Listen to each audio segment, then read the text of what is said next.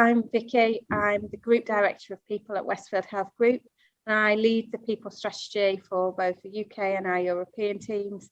I would say I was in a journey of feeling, the classic, do I belong? Have I got the confidence to do this role? The imposter syndrome was massive. I felt like I was in a role that should I be, and I was questioning myself a lot around whether I was good enough for the job that I was doing. There was a lot of confidence issues and a lot of understanding my worth, really, and the value that I brought to the role that I did. I felt never good enough.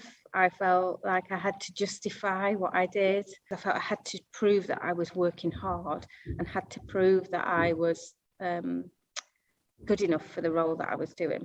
The work was phenomenal, and going through it, I don't think I realised the impact that it was actually having until then. You come into situations and face scenarios, and I then thought about the work that we'd done and the fact that I had choices, and I was doing this to myself.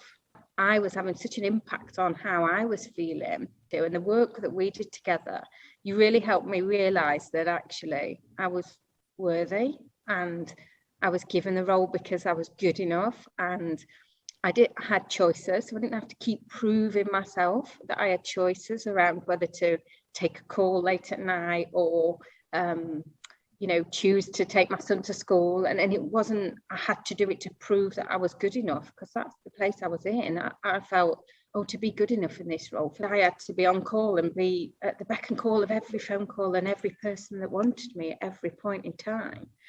And I think the work you gave me was, I have choices. I can choose which piece of work I do first. I can choose which phone call I take. I can choose whether to, prioritise family over work. I've been making these choices to not take my child to school because I felt I needed to be logged on and present.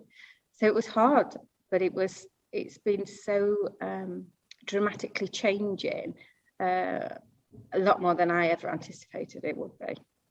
I'd say I've created some boundaries. I've created myself some space. I've created myself the element of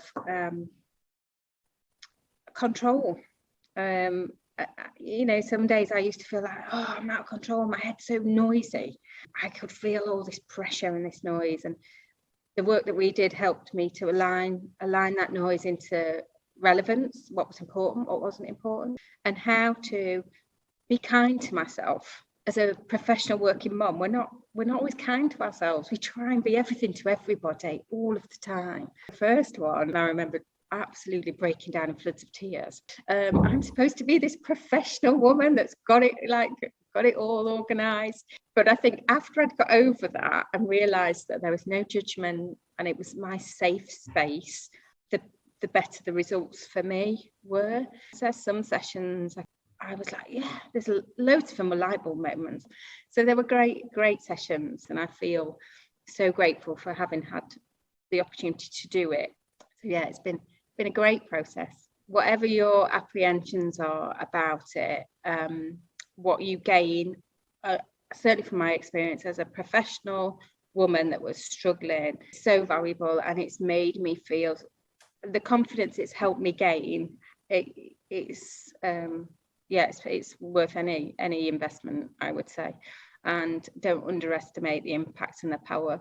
It's funny because I've